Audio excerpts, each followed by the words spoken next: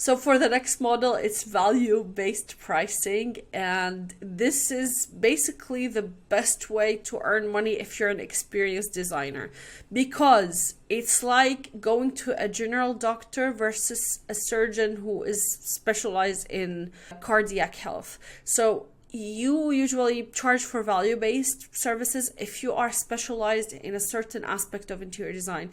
That's why specializing and niching down is important, because you can always raise your prices much higher if you are, for example, a children's psychology interior designer. So you are designing children rooms according to psychological needs. And so that's a value that the parents would see greatly, especially if they have a kid who has autism, for example, or ADHD or whatever it might be. So that's one of the examples, of course, but definitely there's so many things to specialize in. There's a lot of designers who are specializing in hotels, for example, and hospitality, or in retail or in restaurants. This specialty makes you able to charge higher, and it would make the price irrelevant because you know exactly how change of value would go. And I want you to meet our specialized kitten McFluffy. He is specialized in grocery shopping. So, pros and cons as usual. Rewards specialization and quality, allows for pricing differentiation based on project complexity or designer expertise. Now, the cons is that it's not the best way to charge if you're a junior designer, you just graduated and you are just starting freelancing, because you still don't have a very clear direction on what your specialization is. It might not be the best way to charge if you are just starting out, but it's a good thing to have in mind for like future goals if you are deciding to specialize in something. I think out of all of the conversations and scenarios, this is the exact scenario where it really helps you visualize what it means to value base your price. Kaylin again, and this time she's wearing the hat of an owner of a boutique hotel. So she'd say, I'm interested in your services for renovating my boutique hotel. I've heard that you use a value-based pricing model. Can you explain how that works? And so our designer Rosemary would say, absolutely. Value-based pricing means I set the project price based on the value or transformation my design brings into your business, rather than just time or resources it takes.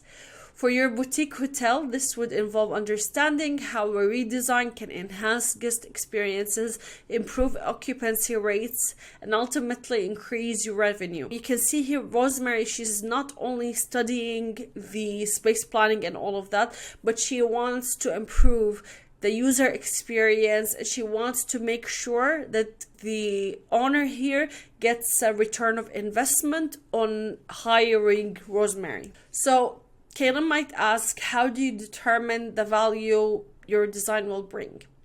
Rosemary would say, we start with a detailed discussion about your goals and target market and the unique challenges your hotel faces. Also conduct a thorough analysis of your current design and how it impacts your business. Based on this, I propose a design solution that aligns with your objective. The price then determines projected increase in business value from this improvement. In these kind of transactions, usually what you have is a retainer, or you have a kind of a booking fee in the beginning. So the client is locked onto this designer so they can start the design work. So Kaylin would say, so it's not just about aesthetics. Correct. While aesthetics are crucial, value-based pricing focuses on strategic impact of design. For example, if design can help your hotel attract more high-value guests and increase booking by 20%, my fee would reflect that economic impact. For a hospitality design, this scenario makes a lot of sense. If you are doing residential design, what you're increasing is the property price, and that's how you base your value. So a very valid concern, and I would even argue Rosemary should have brought it up anyway, but yeah, here Kelly would say, what if the project does not achieve the expected outcome? And that's a very good reply here. So great question. You say this all the time and people will feel valued and that they're asking questions, so that's a good answering technique. I work closely with you to set realistic expectations and measurable outcomes. My goal is to ensure your investment in design pays off.